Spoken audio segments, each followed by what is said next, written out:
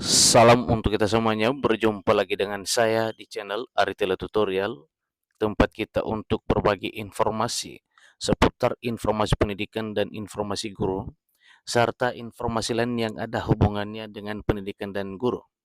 Pada pertemuan kali ini saya menyapa Bapak Ibu Honorer Air, saya menyapa Bapak Ibu Honorer kategori 2, yang mana beritanya sedang heboh ini karena memang ada rasa optimis dengan nasibnya ke depan.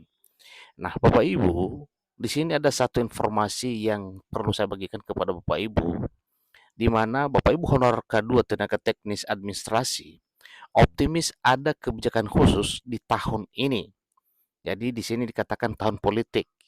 Nah, Bapak Ibu, kira-kira apa optimisnya di sini? Simak videonya, jangan ketinggalan informasi. Dan bagi Bapak Ibu yang sedang menonton, demikian dengan Bapak Ibu yang mungkin baru menemukan video melalui channel ini, dukung dengan cara like dan subscribe, share, dan komen, serta nyalakan tombol notifikasinya supaya semua informasi yang disalurkan melalui channel ini selalu update di layar Bapak Ibu. Tanpa basa-basi lagi, langsung pada informasinya. Honor kedua, Tenaga Teknis Administrasi optimis ada kebijakan khusus di tahun ini. Nah, Bapak Ibu, kira-kira apa optimisnya? Ikuti terus informasinya. Ketua Pengurus DPP Honorer Kategori 2 Tenaga Teknis dan Administrasi FHK2 TTA Masudi menyampaikan seleksi P3K 2022 tidak bisa dinikmati rekan-rekannya. Dia sangat menyayangkan kondisi tersebut karena honorer kedua TTA rata-rata sudah mengabdikan diri sejak tahun 2000, termasuk dirinya. Artinya, kalau kita hitung sejak tahun 2000, berarti itu sudah 22 tahun mengabdi di negeri ini. Menurutnya, seleksi pegawai pemerintah dengan perjanjian kerja tenaga teknis merupakan kesempatan dan harapan bagi honorer kedua TTA yang telah lama mengabdi di instansi pemerintah daerah maupun kementerian dan lembaga. Sayangnya, pemerintah tidak memberikan kekhususan untuk honorer teknis, administrasi seperti guru, tenaga kesehatan, dan penyuluh. Ini kata Masudi kepada JPNN pada hari Jumat tanggal 5 Januari beberapa hari lalu. Masudi menyebutkan sebelum ada Undang-Undang Otonomi Daerah, Undang-Undang Pilkada langsung tahun 2005, dan Undang-Undang Aparatur Sipil Negara di tahun 2014, honorer kategori 2 tenaga teknis administrasi telah mengabdikan diri. Namun, pasca seleksi calon pegawai negeri sipil 2013, mereka belum terakomodir menjadi aparatur sipil negara. Pada tahun 2017 dibuka formasi calon pegawai negeri sipil bagi guru honorer, tenaga kesehatan, dan tenaga penyuluh, di mana honorer kategori 2 tenaga teknis administrasi hanya ikut pemetaan dan pendataan disertai dengan surat pernyataan tanggung jawab mutlak atau SPTJM kepala daerah. Tahun 2019 baru dibuka formasi pegawai pemerintah dengan perjanjian kerja sesuai dengan peraturan pemerintah nomor 49 tahun 2018. Seleksi itu khusus honorer kategori 2 guru, tenaga kesehatan, dan penyuluh. Tenaga teknis administrasi tidak mendapatkan formasi sama sekali. Selanjutnya pada tahun 2021 dibuka lagi seleksi pegawai pemerintah dengan perjanjian kerja, tetapi lagi-lagi fokus utama adalah guru, tenaga kesehatan, dan penyuluh. Tenaga teknis administrasi dibuka dengan kuota minim. Itu pun ada ketentuan pendidikan minimal diploma 3 dan memiliki sertifikat keahlian.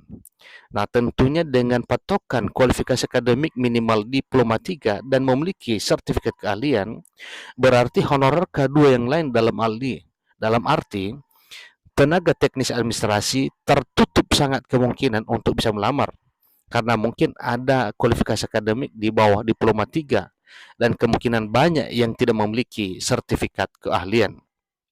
Lagi-lagi nasib honorer kategori 2 TTA tereliminasi.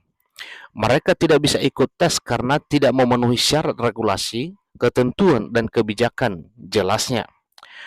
Walaupun kebijakan pemerintah tidak berpihak kepada honorer kategori 2 TTA, menurut Masudi mereka tidak patah semangat.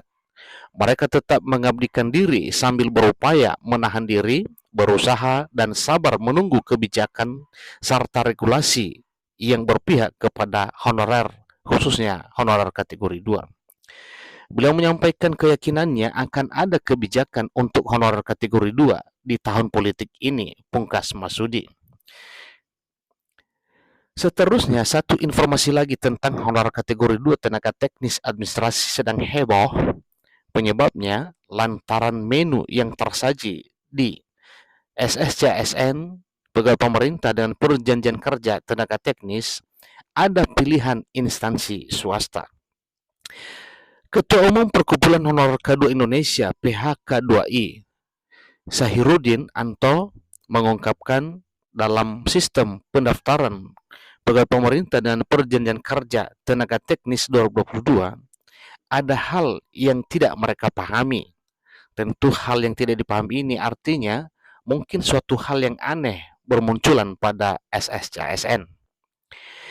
Di sistem seleksi calon aparatur sipil negara SSCSN formasi pegawai pemerintah dan perjanjian kerja atau P3K, muncul pilihan jenis instansi yaitu pemerintah dan swasta. Masalahnya, kata Udin, sapaan akrab Sahirudin, dua opsi itu dinilai tidak prosedural.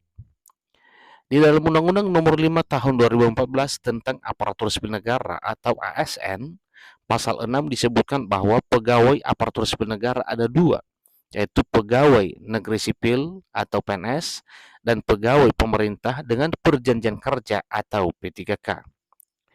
Namun, mengapa dalam sistem SSCSN terdapat juga instansi swasta? Nah, tentunya ini satu pertanyaan Bapak Ibu yang mesti dijawab ya oleh pemerintah dalam hal ini. Apakah swasta juga masuk dalam kategori instansi pemerintah? Apakah pemerintah sudah berorientasi ke swasta yang mengejar keuntungan dengan tidak memikirkan masyarakat lainnya? Ini kata Udin kepada JPNN pada hari Jumat tanggal 6 Januari beberapa hari lalu. Udin melanjutkan pengabdian ataupun honorer diangkat oleh pejabat pembina kepegawaian atau PPK di instansi pemerintah, baik pemerintah pusat maupun pemerintah daerah. Tentu keduanya melakukan tugas dan fungsinya berdasarkan undang-undang yang ada. Lalu mengapa perekrutan P3K ada opsi lain selain daripada instansi pemerintah?